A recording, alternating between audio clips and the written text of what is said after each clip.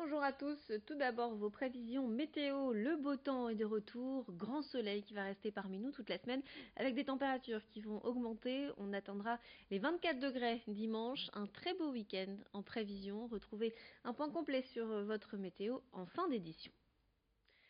Ce matin, une réunion importante s'est tenue à Lille concernant la sécurité routière. Emmanuel Barbe, le délégué interministériel à la sécurité routière, s'est rendu ce jeudi à la préfecture du Nord pour présenter les 18 mesures du gouvernement, des mesures adoptées le 9 janvier dernier. Un rendez-vous attendu puisque les Hauts-de-France sont la région la plus touchée par les accidents de la route. L'un des sujets abordés, la limitation de la vitesse à 80 km/h sous les routes secondaires, une mesure qui déplaît selon les sondages à plus de 80% des Français. Ils estiment que cette nouvelle limitation va servir à renflouer les caisses de l'État. Elle devrait d'ailleurs entrer en vigueur à partir du 1er juillet. Explication sur cette rencontre et ces mesures au micro de Xavier Silly. Moi, je ne peux pas dire qu'on va faire toutes nos lois comme les Belges, parce que sinon, j'aurais pu prendre les Suisses qui roulent à 80 km/h depuis 30 ans.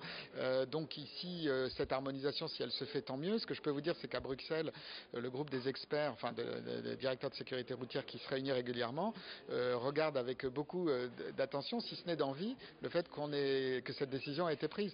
Parce que dès qu'on s'occupe de sécurité routière, le fait de baisser les vitesses, on sait que ça marche et que ça fait baisser le nombre de morts. Et tout le monde le sait dans la communauté de la sécurité routière en Europe. On continue notre édition avec un anniversaire. Savez-vous depuis quand Lille est sous la gouvernance française? Eh bien depuis le 2 mai 1668, soit tout juste 350 ans. C'est avec le traité d'Aix-la-Chapelle que la capitale des Flandres est passée de l'Espagne à la France. Pour célébrer cet anniversaire, une quarantaine d'événements sont organisés jusqu'en novembre à Lille, avec des visites et circuits thématiques, des expositions, des concerts et des événements sportifs. Quelques moments exceptionnels également à ne pas manquer, comme le Festival international de la musique militaire le 25 mai au cœur de la citadelle avec 300 musiciens militaires issus de 8 corps d'armée d'Europe et des États-Unis, ou encore un bal versaillais le 16 juin. Explication à propos de ce 350e anniversaire et des événements au micro d'Idil Gunay. Louis XIV, dans les guerres de succession qui ont amené le royaume d'Espagne à perdre les Pays-Bas, a fait un siège des villes flamandes, et en particulier le siège de Lille en 1667, avec à côté de lui un dénommé Vauban qui marquera l'histoire. Et après plusieurs semaines d'un long siège pour lequel la population lilloise a sans doute beaucoup souffert à l'époque, Louis XIV est entré dans l'île et a annexé l'île au royaume de France. C'est une étape majeure parce que nous n'avons depuis plus jamais changé d'allégeance. Nous avons été effectivement tour à tour burgonde, flamand, espagnol, mais nous sommes depuis 350 ans français, ce qui est quasiment la plus longue allégeance que l'île ait jamais connue dans son histoire. Et nous sommes maintenant évidemment totalement et 100% français. Découvrir la musique et les instruments dès le plus jeune âge, c'est ce que propose l'Orchestre national de Lille avec des ateliers d'éveil musical durant ses vacances. À chaque séance, une dizaine d'enfants âgés de 5 à 9 ans viennent découvrir l'univers de la musique grâce aux percussions et aux contes.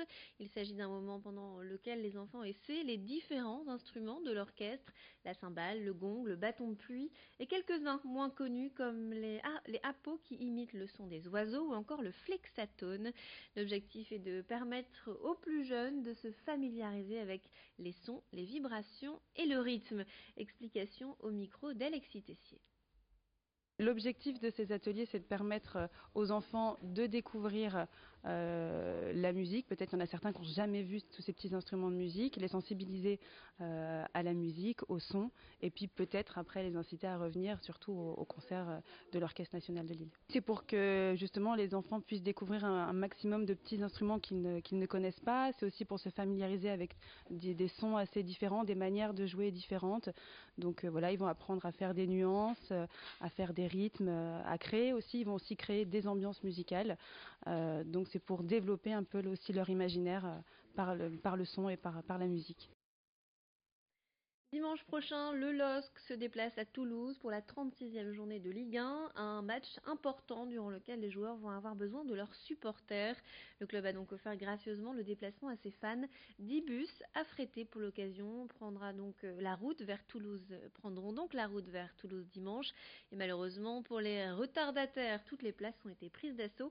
Le LOSC est actuellement à la 19e place du classement et espère évidemment le maintien.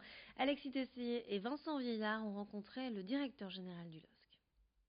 On a ouvert la possibilité d'être financé pour les voyages et les tickets au stadium. Et on avait une capacité de 850, mais c'est tout vendu. En moins de 24 heures, on avait des centaines de pétitions additionnelles. Et on a dû clôturer parce qu'on n'a pas plus de capacité à la tribune de Toulouse. Non? Alors, c'est sûr qu'on aura une gratte rouge et blanche. C'est sûr qu'il y aura une bonne ambientation.